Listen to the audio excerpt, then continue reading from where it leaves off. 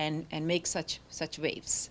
So people are spending, poor countries also are spending in R&D, while the United States R&D expenditures stand flat where it was 25 years ago. Okay, now let's take a look at the students for a second. Students have many, many more options today. There was time when people were coming to the United States. Today, they can go to Australia. They can go to Great Britain. They can go to India. They can go to many, many other places. And the tuition cost, and that's how I don't claim that our tuition cost here is high or low just within the United States. We have to look what the cost of tuition is in the global marketplace, because education is becoming a global marketplace. And let me give you some figures just to tell you why we are marketing or pricing ourselves out of the market.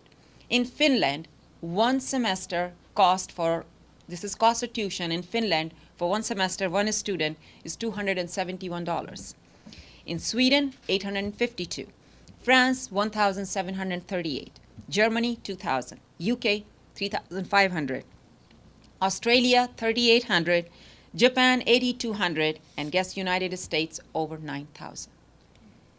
Right here you can see the students today have a lot many more options. They have options before they come for education, and they have options after they graduate from the university, because they do not have to necessarily stay in this country. They can simply go from here, find job in their own country or in other countries. More foreign students can pay for their education. That is true, because economies are prospering, but they can go and get job in other countries as well. And what we are doing here, every 9 seconds in this country, every 9 seconds, and Dean Wimpelberg is here, you can verify that, a high school student drops out in this country. We are losing the war much ahead of time before even people get into the college. So yes, we are concerned about affordability, we are concerned about access, but at the same time, I'm also concerned about global competitiveness of America.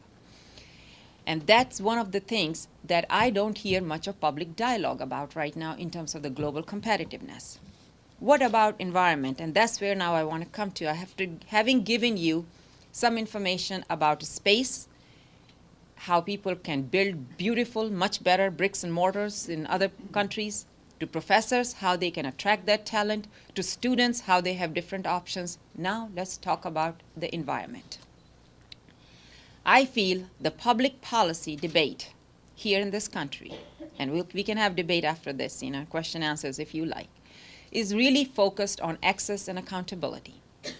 And it is not focused so much on excellence and global competitiveness. Today, for those people in this country, and access is an issue, I will not deny that. Affordability is an issue which I gave you just now, but I'll give you one more statistics to say that why access and affordability is an issue in this country. If you take a look at the lower quartile of family income people in this country, right now, the average tuition is 80% of their income. 80% of their income. It used to be 63%, now it's 80%. That's a huge amount of burden. Even for upper quartile, that number is 19%. For upper level, upper quartile family income, is a huge percentage of their income is still that goes for college education. So access is an issue, I will not deny that. But all I'm saying is that's only one side of the coin. The second side of the coin really is global competitiveness, because today America ranks 12th among industrialized countries in terms of its attainment of college earned or degree earned population. It used to be ranked 9th, now it is 12th, in few years it's going to be 16th. We have issue in terms of math and science graduates. American math and science production and engineering production has not increased in many, many years, at least in 25 years. In the same 25 years, India has doubled and China has doubled their production of mathematicians and engineers. That is an issue of concern. As a chancellor, I see that issue all the time. People will come from the periphery of Houston metropolitan area and say, we would like for University of Houston to offer a course in this part of the area. Okay, what would you like us to come and offer? Just offer whatever easy things you can offer. Offer psychology, offer education. I said, great. Offer business. I said, I would love to offer all of those courses. What about science and engineering, though? Don't you think we ought to also create pathways so that people can do science and engineering and the people can get interested so that they can teach science and engineering then to students? Generally, we are not thinking about those kinds of things, but we should. Why this is happening in America? Because public paradigm is shifted. There was time in America, just like you could see probably, and I can give you examples from Greece, Hong Kong, Brazil, a lot of countries have gone in the same direction. It used to be, we used to believe, the paradigm was that any graduate is a benefit to the society. It's a common good. If it's a common good, it's okay for society to take common cost, which means society invests because society benefits. Today's paradigm is it's a private good. You're getting college degree because it earns you something, and therefore you should bear the cost of it. Individual benefit, therefore individual cost. So over last two decades, we have shifted from paying by the society the cost of education to paying by individuals. There's a lot of drama about cost of tuition and how concerned we are. If you take a look at it, total cost of education, total cost paid from any source, it has not increased more than the cost of inflation. It has not increased more than the higher education index. What has shifted all this time is that the portion that is paid by the public or the common good has narrowed, and the portion that is paid by the private individual has widened or increased. So people individually are paying more cost and not the public.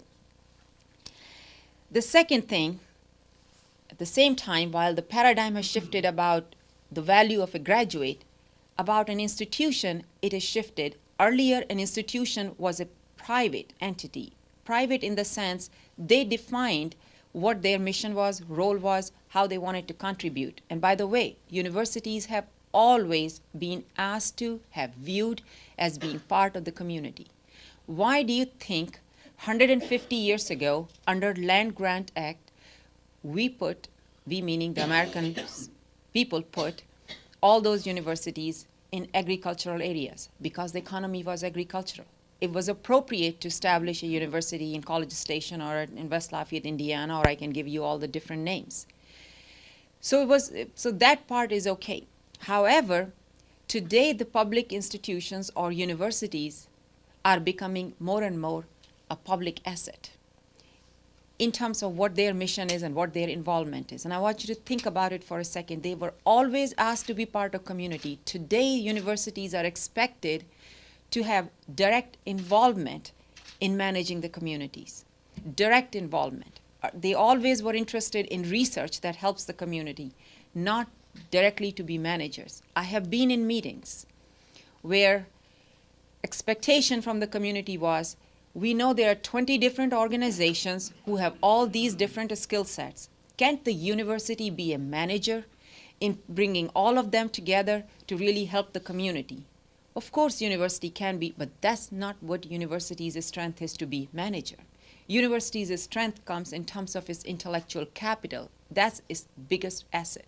So the expectation from the university have shifted over time period.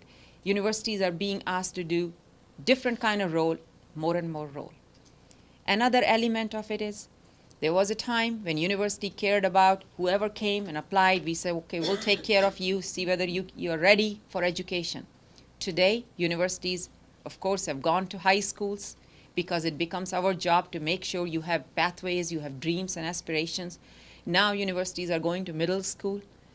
And if you ask College of Education, they'll tell you we are even looking at elementary schools because we feel that right that time, some things happen that students then don't progress through the pipeline.